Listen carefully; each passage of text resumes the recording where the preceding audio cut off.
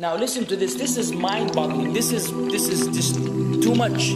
This hadith is too much. As in, it's so powerful. If you were to reflect on it, you should, maybe faint. When Allah loves a slave, He calls on Jibreel. Who's Jibreel?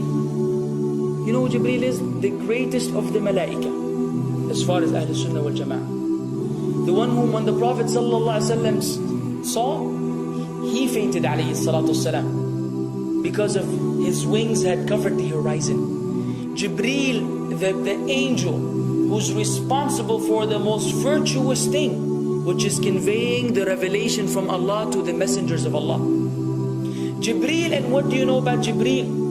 Allah said, whoever is adu, whoever is an enemy to Jibreel, then Allah is the enemy to the disbelievers. Allah defended Jibreel in the Quran. Jibreel, the one who took the Prophet ﷺ in Al-Isra al-Mi'raj, in the ascension to the heavens. Jibreel, the malak, which we don't know what to say about, because of his honor and his virtue in the sight of Allah.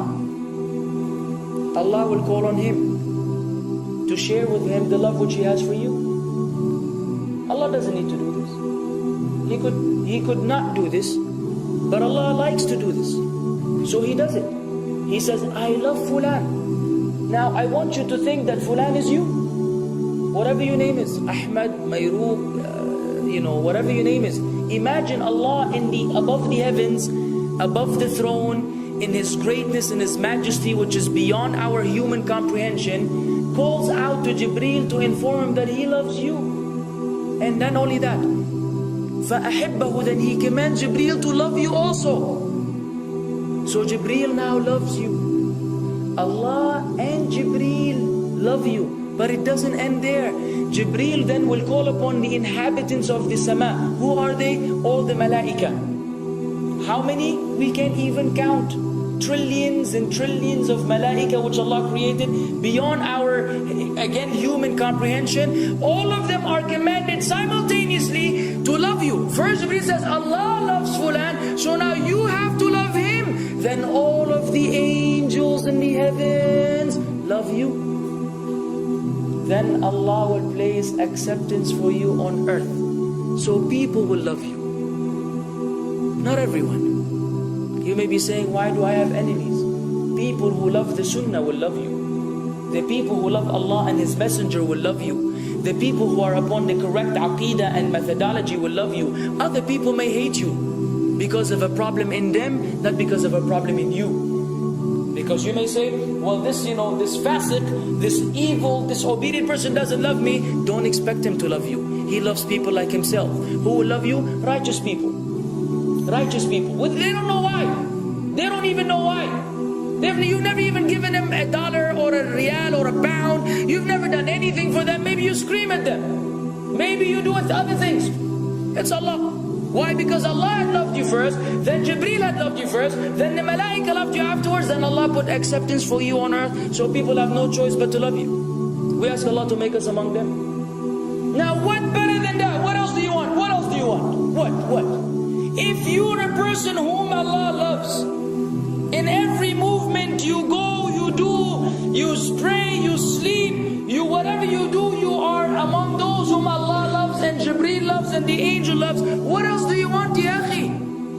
You're guaranteed success in this life and in the life to come. Guaranteed. No way Allah will punish you. No way. No way Allah will punish someone whom He loves. But the hadith doesn't stop. The hadith has a very saddening continuation, which we should seek refuge with Allah from. وَإِذَا أَبْغَضَ عَبْدًا, and if Allah hates a slave, He also calls on Jibreel. And He informs Jibreel that He hates this person. So He will command Jibreel to hate this person. Then Jibreel will tell the angels to hate this person. Then Allah will put hatred for him on earth. La ilaha illallah. Imagine you walking upon the planet, the face of the earth which Allah created, while Allah hates you, and the angels hate you, and Jibreel hates you, and the righteous people hate you. What a sad state for a human being. And ikhwan, we could be one of those as well. If you are prideful, arrogant, you are qualified for this hatred, because Allah does not love kulla mutakabbirin jabbar. Allah does not love the arrogant, the prideful. If you go against the sunnah, then Allah does not love those who go against the sunnah. If you don't observe taqwa, and you don't observe ihsan, and you don't observe tawbah and tatahur, then again we are disqualified. If you, many things which we can mention, many things which will bring about Allah's hatred and deprive us of Allah's love. It's a very sensitive situation, meaning right now, you have to be one of these two. Either Allah loves you or He doesn't. But there's always good news even for those people whom we can be amongst.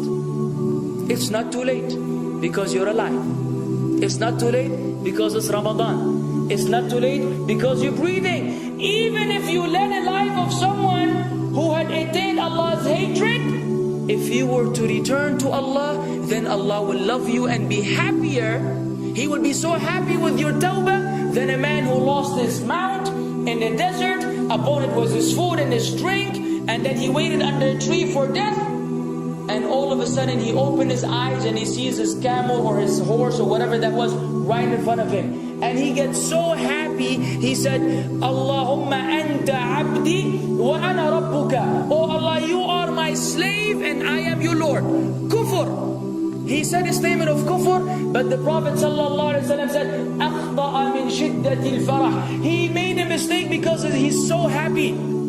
You know when you're so happy that you may say things against what you want to say? When you're so happy that you just, you say words that mean nothing to anyone? Allah is happier when you return to Him than that person.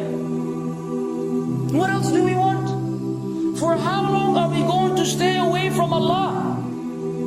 For how long are we going to lead the life of the heedless? For how long are we going to go against the sunnah? What are you waiting for? Death? Death. حتى إذا جاء أحدهم الموت قال رب ارجعون لعلي أعمل صالحا فيما تركت كلا. Until when death comes to one of them, you say, oh Allah, allow me to return so that I may do good in that which I left behind. And it will be said to him, no, it's only a word. إِنَّهَا كَلِمَةٌ هُوَ قَائِلُهَا. It's nothing but a wish and a word he will have.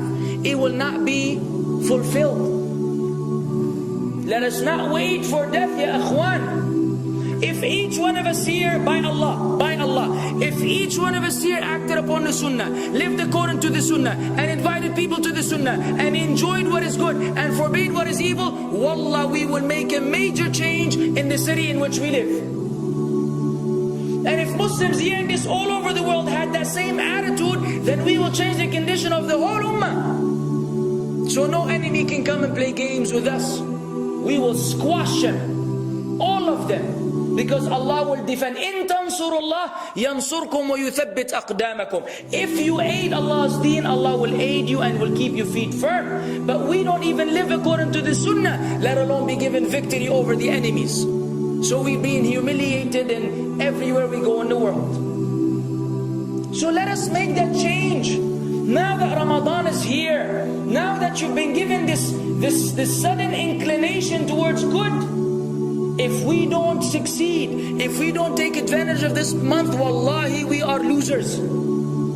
If Ramadan ends and you are the same way you were before Ramadan began, then one of us is a loser. If we don't return to Allah after Ramadan, then we are losers as well.